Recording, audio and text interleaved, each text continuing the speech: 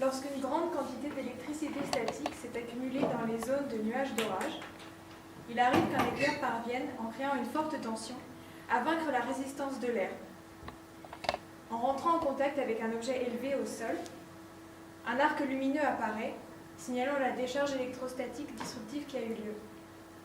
On dit que la foudre est tombée, mais il serait plus juste de dire qu'il y a eu un coup de foudre, puisque celle-ci résulte d'un choc énergétique entre l'éclair et l'objet. Et si vous avez beaucoup de chance dans la vie, vous serez peut-être cet objet victime d'un coup de foudre. La foudre est mortelle, vous serez mort par électrocution, c'est dommage, mais c'est la vie. Est-ce que je vais vraiment vous parler météorologie pendant 8 minutes? C'est tentant, mais non.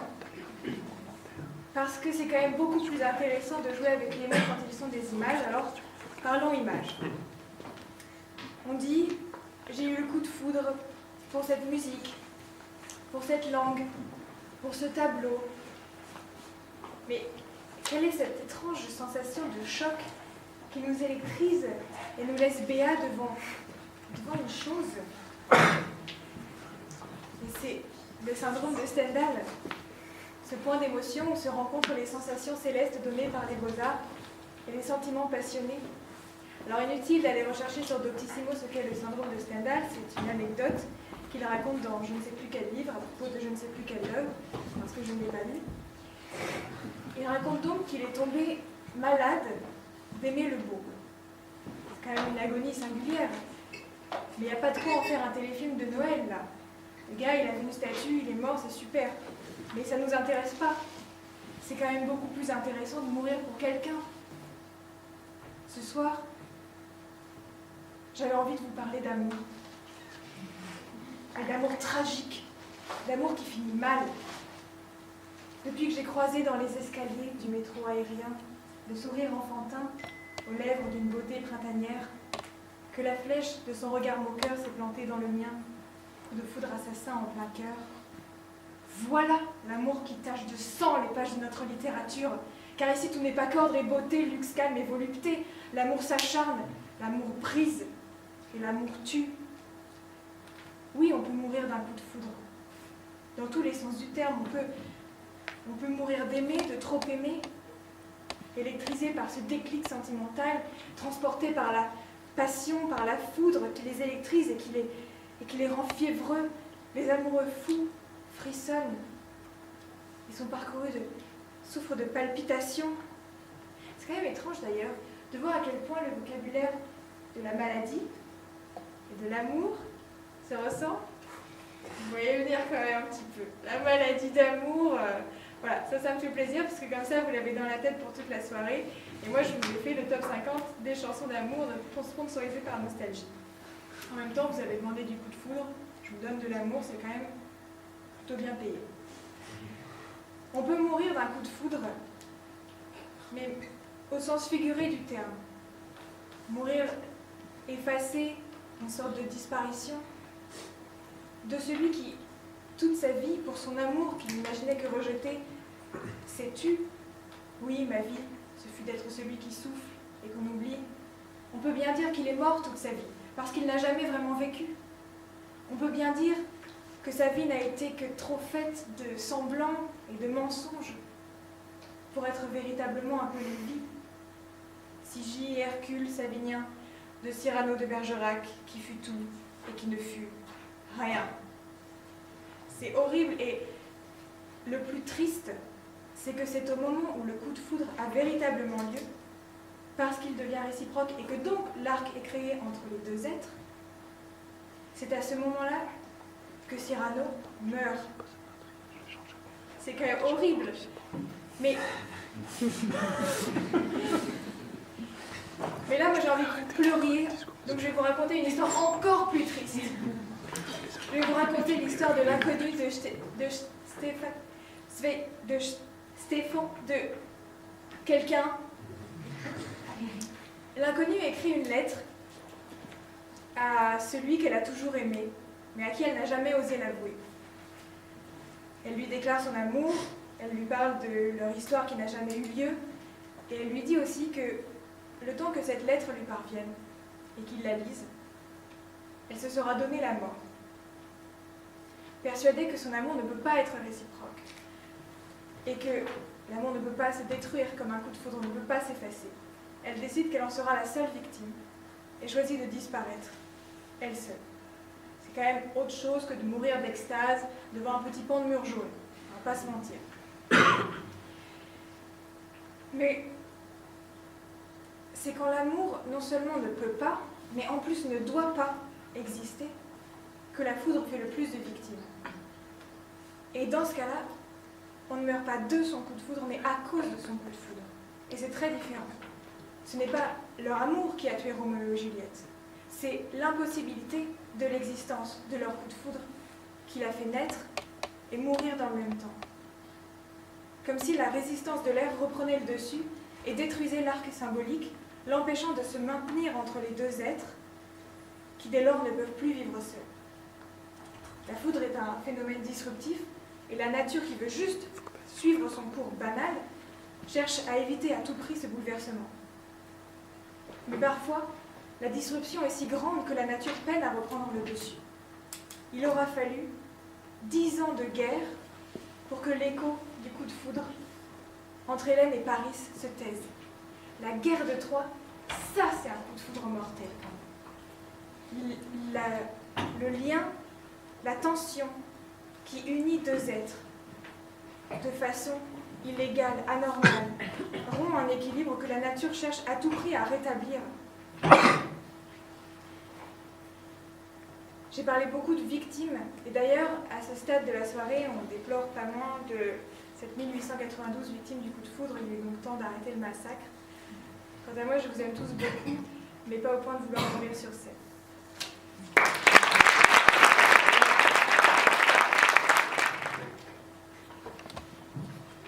Le coup de foudre, le sentiment amoureux, le caractère inexpliqué, soudain, d'un phénomène surpuissant. Que les choses soient bien claires, tout ça échappe à la logique, tout ça échappe au calcul, à la théorisation. Mathématiciens, statisticiens en tout genre, rentrez chez vous, rhabillez-vous, vous ne serez aucune aide. Et c'est parce que le langage mathématique, le langage, oserais-je dire, bassement scientifique, ne peut pas conceptualiser, ne peut pas traiter le coup de foudre dans toute sa magnificence, que je vais devoir vous l'expliquer par un autre langage, bien plus adapté. Sachez tout d'abord que mon propos s'appuie et se fonde sur ce que je qualifierais de constat. Ce constat, c'est que l'enfance, c'est le temps béni des dieux. L'enfance, c'est le temps de l'émerveillement, le temps véritable de la vie. Le train-train, vous me direz, le train-train, le métro boulot dodo, ne nous a pas encore dévorés. Et puis à la fin de l'enfance, chose qu'on dit souvent comme une perte, on tombe du paradis, et c'est à présent un paradis perdu, nous n'avons plus la capacité de nous s'énerver. Ceci me mène à l'introduction de mon propos. Prologue. La mort du quotidien post-enfance. Vous êtes dans ce parc. La sainte journée déjà un peu consumée, le ciel est ombragé, le fond vert est assez frais, et le tout vient donner au tableau un air dantesque de fin du monde. Des enfants jouent dans le bac à sable, les traits disgracieux, la bouche bruyante, infâme, et il semblerait que tous les chiens du quartier aient échappé à leur maître pour venir vous importuner en jouant dans vos pattes. Bref, tout, nature, animal, humain, tout vous importune, tout vous dégoûte. Vous vous sentez maussade, vous n'avez pas dormi. Rien ne semble plus aller sans qu'au fond, vous sachiez ce qui va de travers. Au fond de votre gorge, cette boule insidieuse gonfle et gonfle encore, comme une tumeur qui vous dévore un peu plus chaque jour. Alors vous tentez d'échapper à la bête, vous tentez d'échapper au mal, vous pensez activement à ce que pourrait être votre vie avec l'amour. Le générique des feux de l'amour défile soudain en vous. Vous tentez de conceptualiser cette personne qui pourrait être votre moitié. Vous visualisez son allure, ses airs. Vous inventez le conjoint parfait. Vous y êtes presque. Vous vous mariez. Oh Seigneur, que sa robe est belle. Et soudain, la longue litanie des limbes régulières vous rattrape. RERA, Métro 6, marche à pied, bureau, lasagne réchauffée. Café, marche à pied, métro 6, RER-A, lasagne réchauffée. Télé, dodo, réveil, RER-A, et ainsi de suite. Et le week-end, c'est merveilleux, le week-end, mais non, loin de se poser en temple salvateur, le week-end est réservé au repassage. C'est le cercle vicieux, c'est le serpent qui se mord la queue, c'est la boucle qui se boucle, c'est le cycle éternel. Ou du moins, vous pensiez qu'il était éternel. Car une page se tourne. Chapitre 1, l'éveil. Soudain, jaillissant d'un fourré comme une biche gracieuse, survient l'objet précis de cette pérégrination romantique. Drapé dans une cape crème qui ondule dans le vent et dont l'étiquette mercantile, Zara, semble à présent blason d'un royaume éthéré, l'être s'élance devant vous avec l'allure éthérée d'un ange. Oh mais, c'est le choc. Vous n'étiez jusque-là qu'un zombie. Vous étiez la créature de Frankenstein, cloué sur son brancard, attendant la décharge électrique qui vous donnerait la vie. Victor Frankenstein pose sa main sur le levier. L'électricité statique crépite, s'accumule, il baisse le levier, et la décharge est là, elle s'abat avec puissance. Vous êtes instantanément foudroyé. Vous n'êtes qu'un conducteur, vous n'êtes qu'un combustible. Le choc se répercute dans tout votre corps, sans que vous puissiez lutter contre. Vous prenez feu, vous sortez du coma, vous vivez. Votre regard croise le sien, s'en détache lentement, très lentement, et ce contact physiquement si fugace, mais au fond infini, ce contact vous... Est-ce qu'il y a au moins un mot?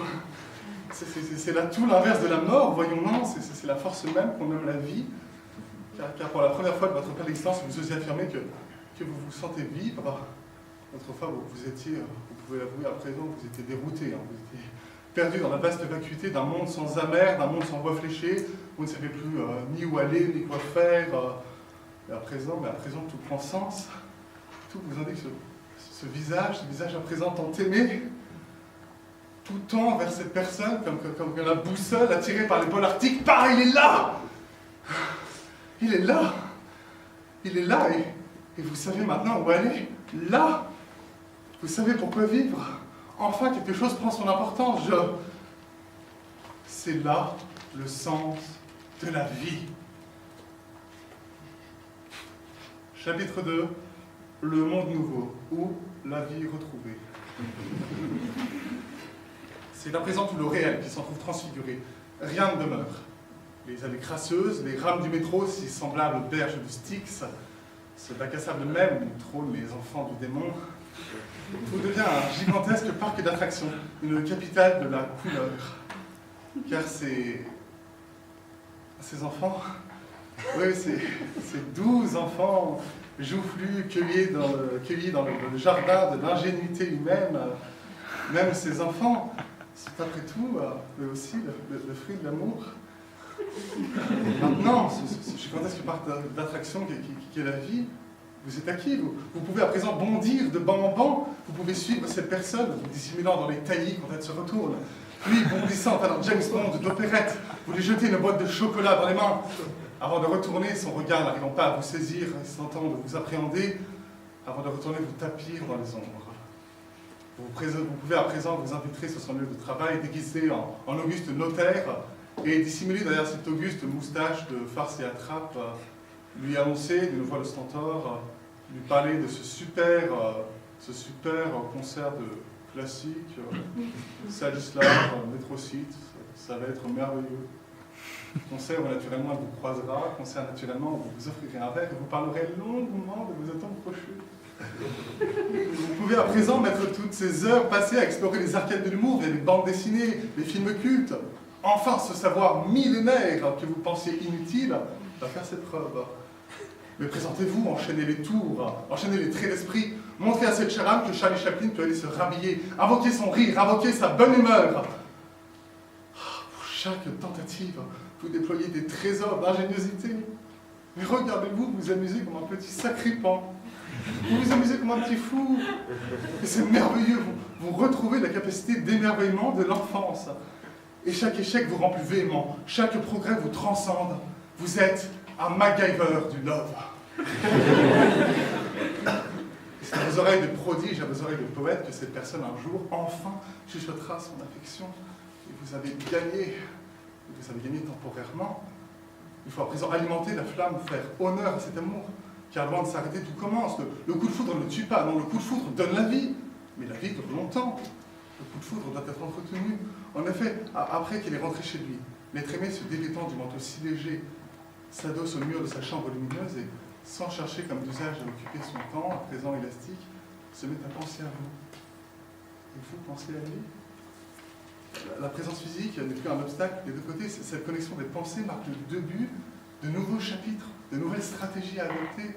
Ce n'est que le début du roman, de longs et de nombreux chapitres que je ne pourrais pas vous lire sans en gâcher toute l'intensité. Non, ces chapitres, je vous laisse vous-même les vivre, je vous laisse moi-même les embrasser. À la fin de l'histoire, une seule morale, la foudre n'a rien de mortel. La foudre donne la vie, la vraie vie. C'est une vie poétisée, une vie théâtralisée, une vie littéraire qui s'offre à vous. La vraie vie, quoi. La vie dont on a toujours rêvé, qui n'a jamais regretté de ne pas pouvoir, errant dans ses arrêts, vivre dans un film, ne pas vivre dans un roman. Mais c'est chose faite! Champagne! Bienvenue dans un roman photo! Tout colle à cette image. Aucun détail de cette vie transfigurée ne saurait vous faire mentir. Enfin, lorsqu'on vous demandera, mais enfin, où donc vous êtes-vous connu? Vous pourrez répondre en hurlant « Oui, ça a été le coup de foudre irrésistible. Sans même y penser, nous étions là, enlacés en une magnifique valse de Vienne. Chaque scène de votre glorieuse existence est à présent un film de cœur. Je vois bien que vous insistez pour envisager le pire, alors j'accède à votre requête. Chapitre 1800-524, la fin dans les pas oubliés. Car même si la chose devait finir, même si le marbre d'un amour qu'on pensait éternel devait se fissurer, on n'en mourrait pas.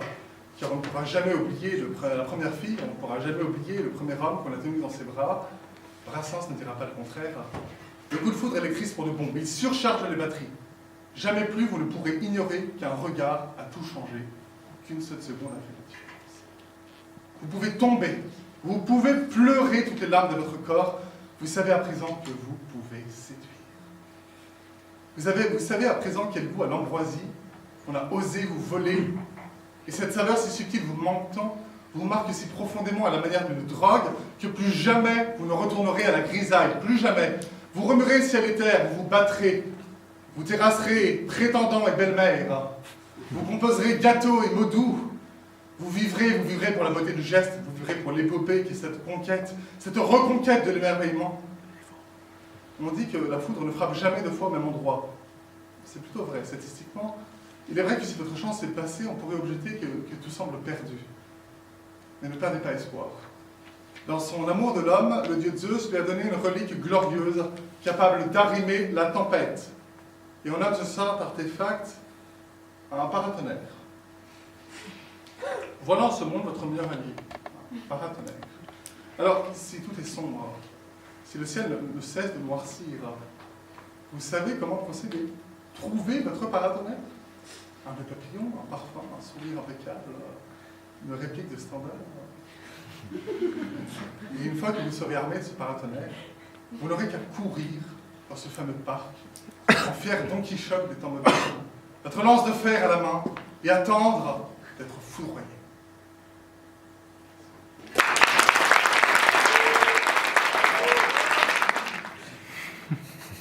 De la même manière, quand tu parles des enfants qui jouent dans un bac à sable, mais laisse-les, ces enfants. Ils n'ont rien fait. Ceux-là qui viennent déposer au pied de leur petite copine leur crotte de nez comme des trésors du roi Siam. Mais c'est de l'amour. C'est de l'amour aussi. Le quotidien, finalement, bon, les lasagnes réchauffées peut-être pas, mais le quotidien est plein de beauté et de romance. Et il faut savoir le voir. Et après, quand tu en viens à nous parler d'amour, du coup de foudre, là, moi j'ai trouvé ça triste. Parce que tu parles d'un manteau Zara, tu parles des yeux, en fait, tu parles d'un nœud papillon, tu parles d'apparence. C'est triste de voir les gens comme ça. Regarde les gens tels qu'ils sont dans leur intérieur. Parle-nous de comment ils habitent leur corps, comment est-ce qu'ils s'expriment, comment est-ce qu'ils s'adressent à toi, pas de leur marque. Au final, ils pourraient bien s'habiller chez Vuitton. Ça ouvre juste des possibles. Mais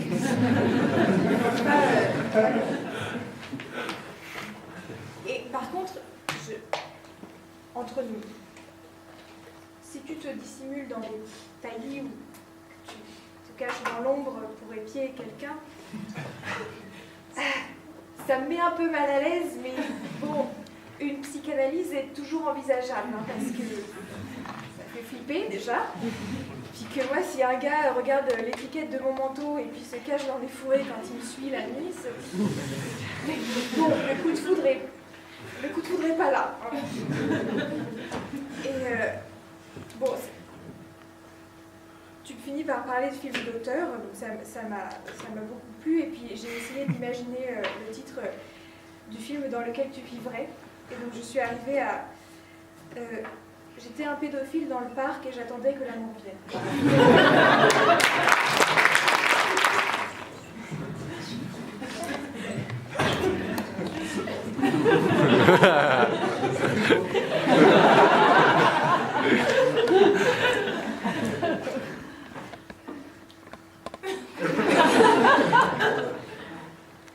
Tu peux y aller, oui. Je commencerai ce timbre de droit de réponse par un appel à projet. Le film, du moins le titre, me fait d'ores et déjà rêver. Il y a pas des aspirants hollywoodiens qui se présentent à la fin de la séance. Je pense qu'on peut en faire quelque chose de très bien. Là, je vous remercie, Hélène, pour votre commentaire. J'étais un petit peu chagriné au début que vous abordiez l'aspect bassement physique de la chose, l'aspect bassement physique au sens de la science physique, la physique, la chimie, ce genre de choses affreuses que les gens tiennent pour science, comme intellectuelle. Mais là, je ne comprends pas tout bien, parce qu'à vrai dire, toute cette réflexion sur l'éclair nous frappant, nous consumant, cette tension entre l'objet et l'éclair. Bon, écoutez, le coup de foot, je me plais à penser que c'est l'exclusivité de l'homme, et c'est ce qui fait l'homme. L'amour noble, le sentiment. Or, je veux dire, un batracien aussi mourrait d'être frappé. Je n'apprécierais pas tellement d'être mis sur le même palier qu'un batracien. Enfin, que faites-vous de l'âme, Hélène? Mourir pour des idées, d'accord. Je reviens encore à Brassens. D'accord, mais de mort lente. Bon, ça implique quand même la mort lente. Vous voulez nous faire mourir tout de suite. Vous voulez d'un côté qu'on meure aussi pour ses idées, qu'on meure d'amour, qu'on meure dans le sang. Le site, ce genre de choses, alors qu'en fait, bon, même Brassens, prophète parmi les prophètes, l'annonçait. Je parle du sang dans la littérature. Mais le sang a quelque chose de follement entraînant. Le sang, au fond, physiquement, encore une fois, bassement physiquement, c'est la mort. Mais dans la conceptualisation de la chose, c'est la vie, c'est la créativité, c'est l'implication, c'est le dynamisme. Je veux dire, quand vous tuez quelqu'un, vous y mettez un peu de bon cœur. Vraiment. Je vous parle d'expérience. Je veux dire, prenez Les Brigands de Friedrich Schiller, une de mes œuvres littéraires favorites. Dans Les Brigands, on dénombre pas moins de 1300 morts environ. 1300 morts en si peu de temps. Si vous pensez qu'ils peuvent le faire sans y mettre un peu d'investissement, sans se sentir vivant en le faisant, avoir un profond intérêt à la chose, ne le faites pas mourir tout de suite. Laissez-nous vivre, laissez-nous nous émerveiller. C'est pourquoi je plaidais tout à l'heure. Parce qu'en fond, qu'est-ce que le corps? Tout est dans l'âme, je le répéterai assez jamais. La mort physique, la vie de l'âme, c'est exactement ça. Vivons à grands coups de couteau. Je reviens sur un commentaire que vous avez fait qui m'a plutôt interpellé, c'est que vous nous conseillez, une fois le visage de l'être aimé aperçu, un visage gracieux, royal, altier, de continuer ma route, de laisser cette personne passer dans le RER, de me résigner à plus jamais la revoir, mais je suis extrêmement attristé par cette préconisation. Je veux dire, il y a suffisamment peu de belles personnes à l'extérieur pour qu'on ne puisse pas tenter de les rattraper une fois qu'on les a croisés. Et surtout que, juste après, vous citez Lettre à un inconnu de Stefan Zweig.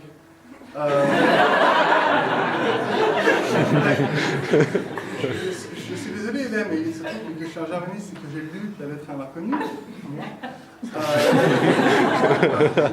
La lettre à l'inconnu semble plutôt aller dans l'autre sens. Alors certes, à la fin, elle met fin à ses jours, le coup de foudre là-dessus, si vous voulez, Mais quand même, enfin, vous pensez pas que la mort, c'est la dernière page, le bouquin, c'est le sondeur doit en faire 120, quelque chose comme ça.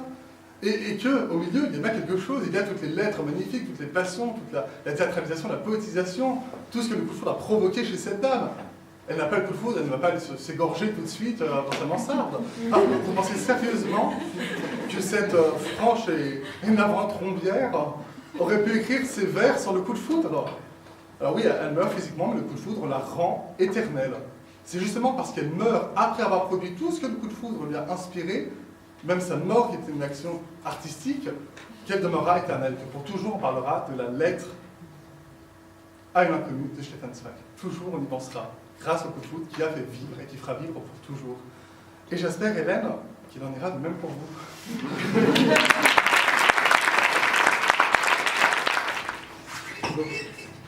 Avant de commencer, j'aimerais tout d'abord vous présenter mes excuses pour ma voix, qui a été sauvagement attaquée par une tempête hier soir et qui a eu un peu de mal à s'en remettre. Donc, si jamais je parle dans les aigus, c'est pas ma faute.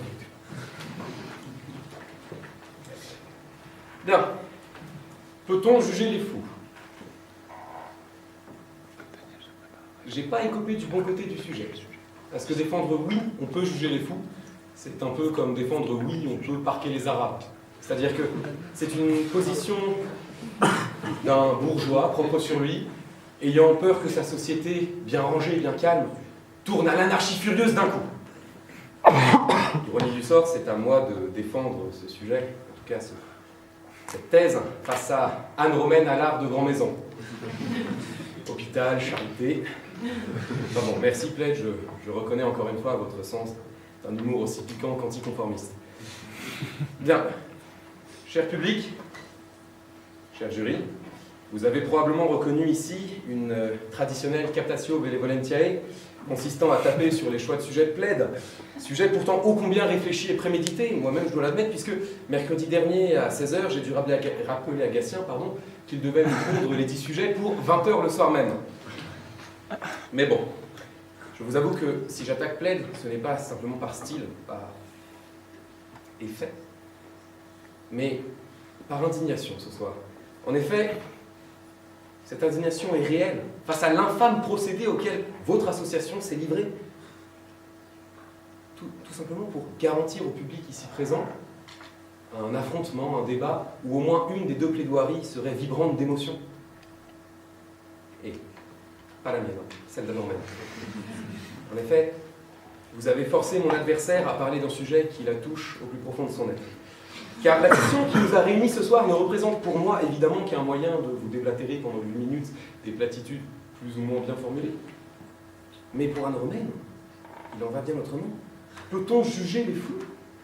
Évidemment, en y réfléchissant bien, Anne Romaine, tu vas défendre que non, et avec véhémence. Car avouer que l'on puisse juger les fous, c'est quelque part tendre le bâton pour te faire battre. Je m'explique. Je connais Anne Romaine depuis longtemps, relativement longtemps, depuis notre prépa, et j'ai tout de suite été attiré, quasiment dès le premier jour, par son sourire jovial, sa manière de chantonner d'une voix d'opéra des airs de son invention, dès que son esprit s'égare, ce qui arrive assez souvent, d'ailleurs même en cours, c'est un bon temps. J'ai également adoré ton air un peu hors du monde, ou ta capacité à avoir des notes en mathématiques inférieures aux miennes, ce qui n'était pas facile. Mais vite, très vite, j'ai été confronté à la face cachée de la lunaire personne que tu es, Anne Romaine. Une face sombre qui fait peur. Je vous jure que le récit qui va suivre est tiré de faits véridiques. Je me souviens encore de ce jour de novembre 2013, un mardi, aux alentours de 12h45, dans la queue de la cantine. Voyant que tu avais fait tomber ta carte de sel, je t'ai hélé « Anne Romaine !» Et là, tu t'es retourné et tu m'as répondu du tac au tac « Non, là je suis Jennifer !» Et c'est ce jour-là que j'ai appris que tu vivais dans ta tête avec deux personnages de ton invention, Jennifer, coiffeuse en reconversion dans la manicure, si mes souvenirs sont bons, et Marie Astrid, demoiselle versaillaise, adepte de rallye mondain, et que tu pouvais passer de l'une à l'autre de tes trois identités selon vos humeurs. Vous comprenez à présent pourquoi je m'insurge contre ce débat. Anne Romaine pensait s'être inscrite pour une simple épreuve d'éloquence, mais se retrouve en fait forcée de se mettre à nu devant vous tous en défendant la cause de sa vie, Bien sûr qu'elle ne voudra pas qu'on la juge, et comment lui en vouloir? Qui à sa place aurait eu le courage ou la lucidité de défendre ma thèse? Et pourtant, il faut bien la défendre, cette thèse. Et en vérité, sans l'ombre d'un doute.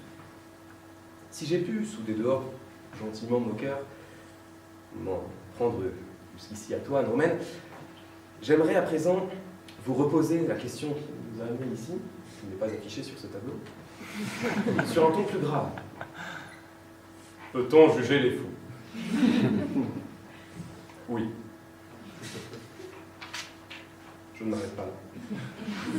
Oui, nous le pouvons, et plus encore, nous le devons.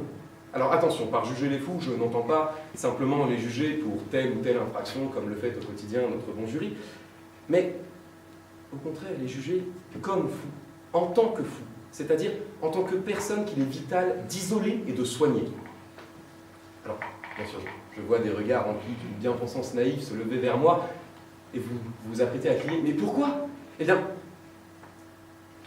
quelles sont les deux caractéristiques principales de la folie? Premièrement, la nosognosie. Deuxièmement, l'anosognosie. C'est-à-dire le fait que le fou ignore être fou et peut même penser que les autres le sont.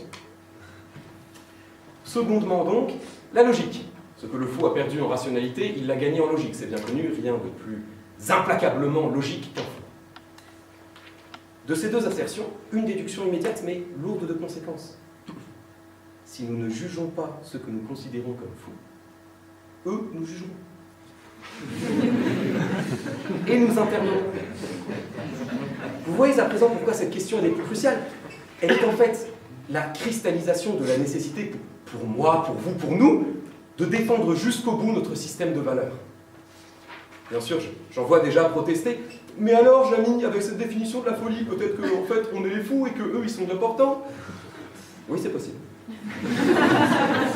Ceux que nous jugeons comme fous sont peut-être bien les saints d'esprit de l'histoire. Peut-être sommes-nous tous ici de grands malades. Après tout, un des plus grands enseignements de la médecine du début du XXe siècle est évidemment dans la bouche du cher docteur Knock que les bien portants sont des malades qui s'ignorent. Mais qu'importe. Oui, qu'importe. Si nous ne les jugeons pas, ils nous jugeront. Et personnellement, je n'ai aucune envie de me retrouver boutiné dans une camisole. Dès lors, ne vous y trompez pas. Il est bel et bien de notre devoir, de notre responsabilité même, de juger les fous comme fous, c'est-à-dire comme des êtres incarnant la négation de notre système de pensée, et donc des êtres éminemment problématiques. Les juger et les soigner. Alors, bien sûr, j'ai tout à fait conscience des consonances légèrement à la troisième rage de mon discours, isoler les individus problématiques et les traiter, mais ne craignez rien. Loin de moi toute idée de violence, et pour vous en convaincre, pardon, il me suffira de citer mon mentor, mon maître à penser. Car ne pas juger les fous comme fous, ne pas les soigner, ce serait accepter leur folie, ce serait lui donner un sens, et donc quelque part les y suivre.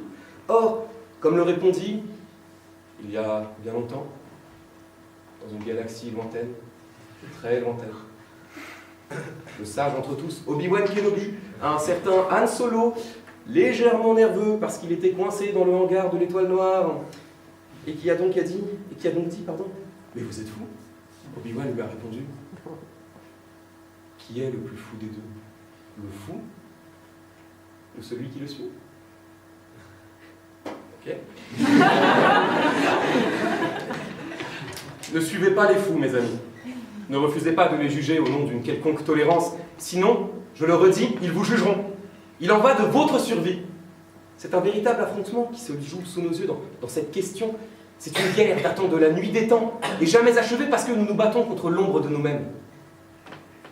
Mais nous nous devons de nous battre toujours, corps et âme, sans quoi notre civilisation tombera. Alors j'en vois qui sourit, incrédule, moqueur. Mais non, ce n'était pas là une prédiction de Cassandre, ni d'Armitasia. Non.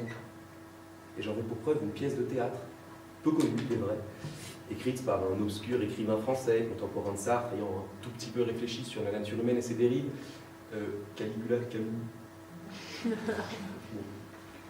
Bref, permettez-moi de vous en lire un rapide passage, très rapide, Acte 1, scène 4, où Hélicon, le bien nommé, confident Caligula, va assister à l'éclosion de la folie destructrice de l'empereur romain et va pourtant le suivre, n'empêchant ainsi pas un désastre qu'il aurait pu facilement éviter.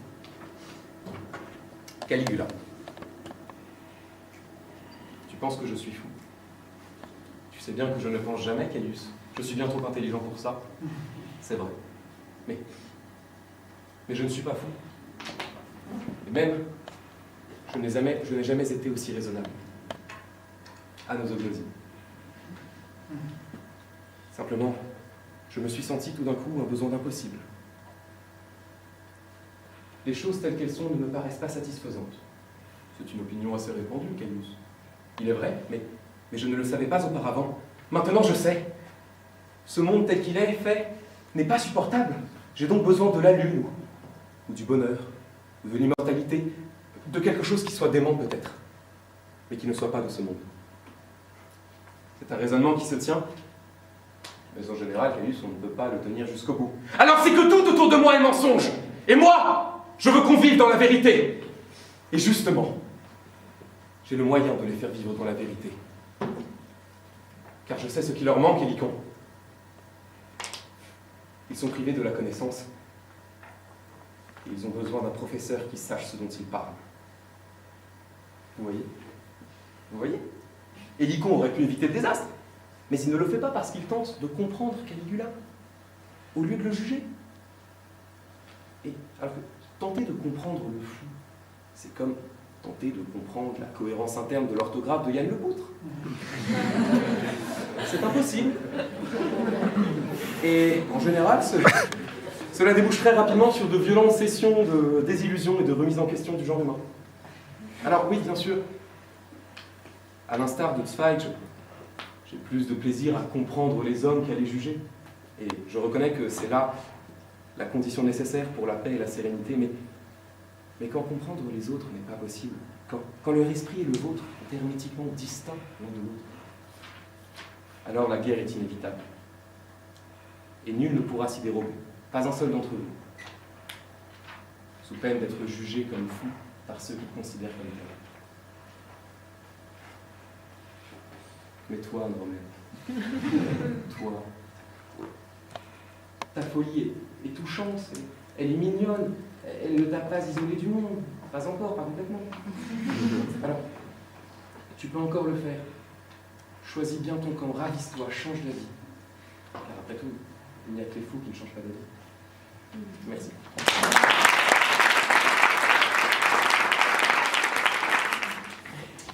Je tiens à préciser que c'est bien Anne Romaine qui vous parle. Jennifer est restée au salon suite à un accident avec des bandes de cire. Et quand a marié Astrid, son 7e fils Jean-Eudes a des oreillons.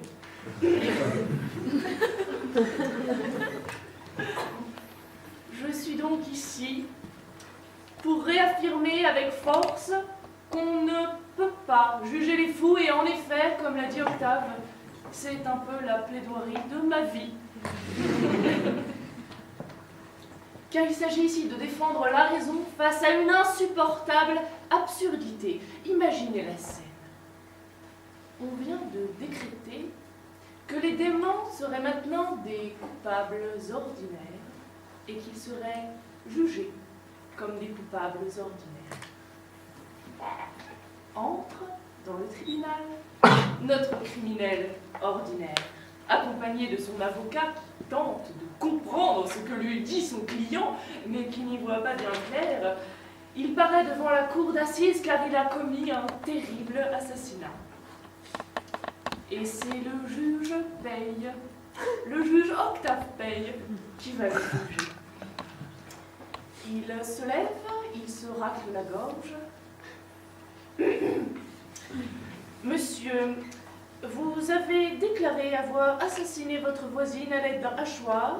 Vous plaidez la légitime défense, car votre voisine se serait avérée être un agent double du KGB, également Illuminati, qui aurait tenté de vous éliminer en vous frappant avec un parapluie radioactif. Maintenez-vous vos propos? Ah, je n'aimerais pas être à la place du juge Octave Pell. Car notre dément est là, et il n'est pas là. Son esprit s'est évanoui, sa raison s'est éteinte, comme la flamme d'une bougie. Toutes les 5 minutes, pour lui, le monde repart de zéro. Son identité n'est que fragment. Les hommes qu'il a été ne forment pas un seul homme. Les pensées qui ont été les siennes il y a quelques heures, il y a quelques minutes, ne lui appartiennent déjà plus. Que faut-il faire? Faut-il juger l'intention de notre criminel ordinaire? Mais ses intentions étaient excellentes, il n'a fait que se défendre. Juger son acte seul. Mais peut-on être coupable de ce que l'on a commis involontairement? Et pourtant, la loi le dit, il faudra un verdict, innocent ou coupable. Et cette décision repose en entier sur la tête du juge Octave Pell. Elle est également dans les mains des jurés, et au fond, ce sont eux qui frémissent. Nos jurés sont tous saints d'esprit, et pourtant, sans être déments, ils se savent familiers d'une forme de folie. Qui n'a jamais expérimenté, dans l'ivresse ou dans la rage, ce que c'était que de se regarder agir sans rien pouvoir y faire? Qui ne s'est jamais réveillé en pleine nuit d'un rêve, persuadé d'être réveillé, et pourtant se réveillant encore, nous avons tous un moment confondu notre rêve et la réalité, notre hallucination avec le réel, et rien, aucun fil d'Ariane n'a pu nous protéger des mirages de notre esprit. Non, je ne suis plus là moi-même, murmure Apollinaire depuis la prison de la santé, jusque dans l'esprit de nos jurés. Puis il supplie, prends en pitié ma débile raison, et ce désespoir qui la gagne.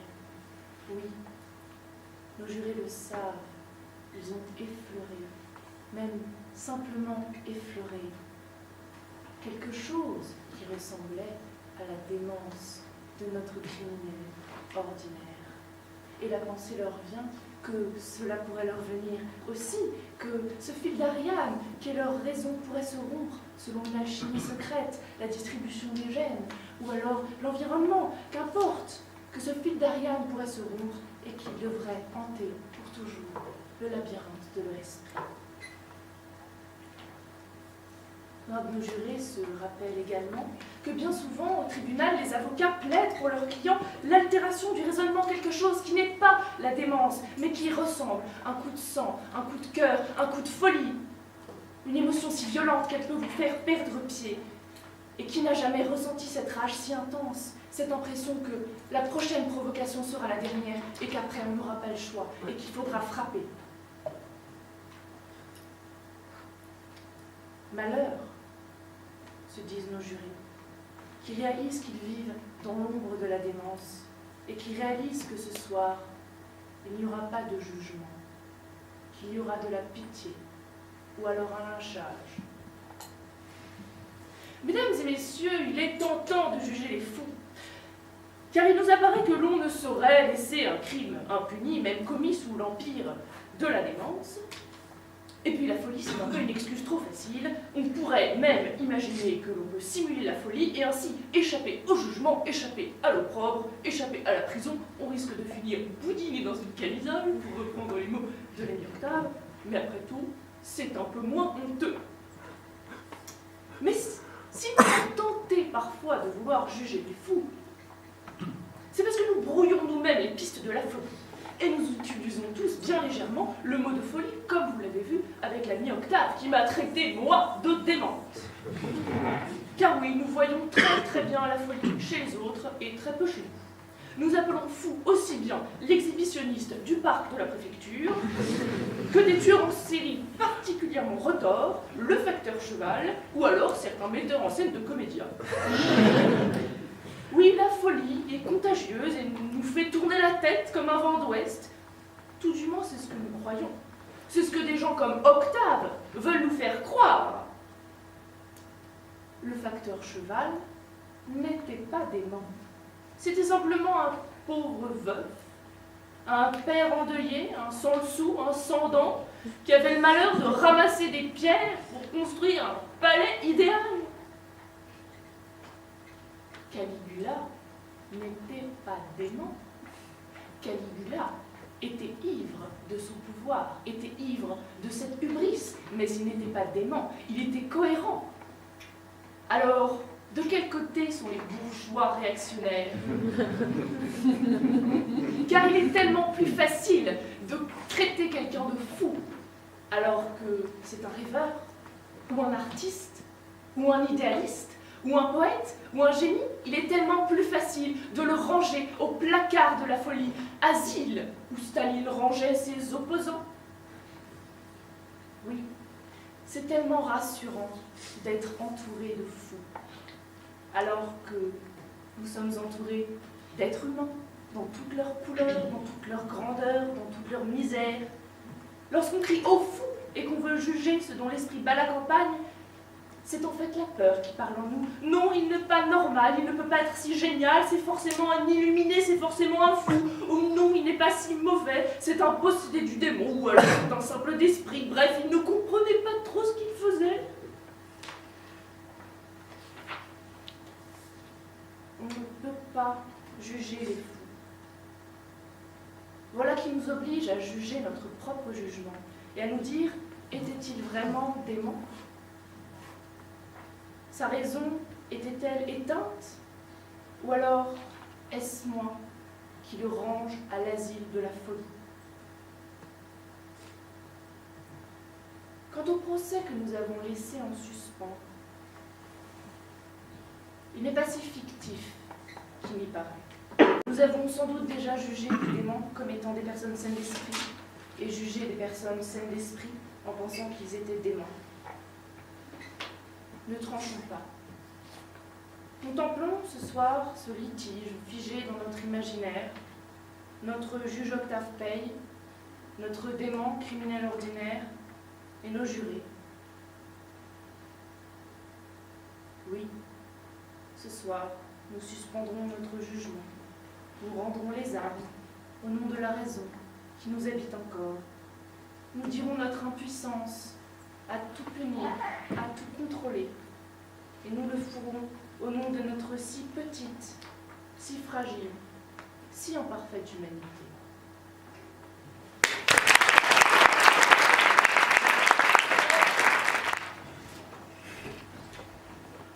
Merci Anne-Romaine.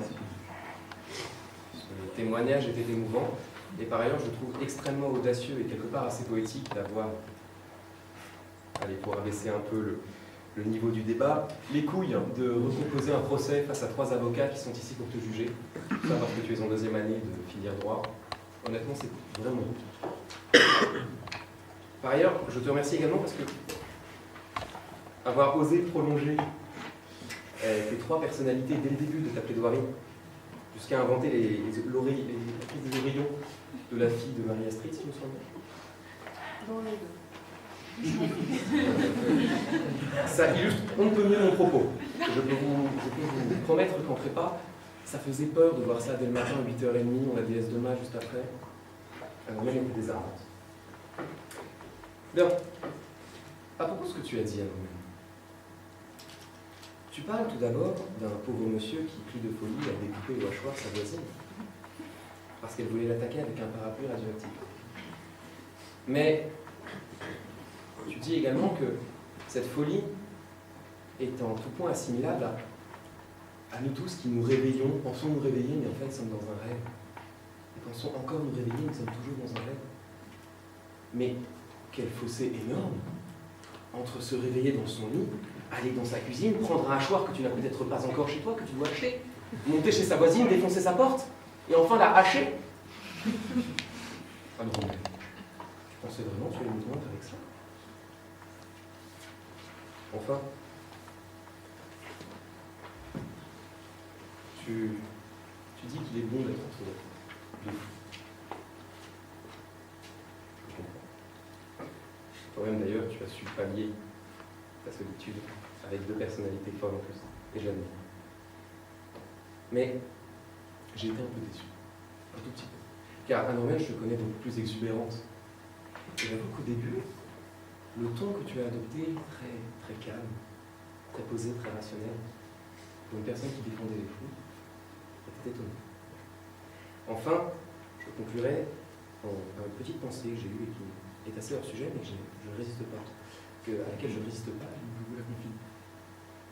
Cette épreuve, le concours d'éloquence pleine, a été remportée il y a 2 ans par Noël Benoît, notre admirable ex-présidente de la communauté chrétienne, qui depuis je crois est présidente de Noël. L'année dernière, par le non moins admirable et au vu de son nom, probablement non moins chrétien, Hugues de Saint-Pierre. Alors je réalise qu'en fait je n'ai jamais eu aucune chance contre toi, non, parce que encore une fois, à l'art de Grand Maison, on est dans le thème. Donc, si ce quart de finale est le commencement de la route, ce qui t'amènera peut-être à une victoire en finale en mai prochain, je te le souhaite. Si donc je n'ai été que le premier pavé de cette route, alors j'espère que ce premier pavé ne se sera pas laissé marcher dessus trop facilement. Bonjour Octave, tu n'avais pas le côté facile du sujet. En me traitant de folle, tu as donné à mes paroles un sel que je n'aurais pu donner moi-même. Le fou est celui qu'on ne peut faire taire, c'est celui qu'on ne peut croire, mais on ne peut pas empêcher ces paroles de résonner en nous. Et c'est tout ce que je voulais faire ce soir, résonner quelques mots en vous.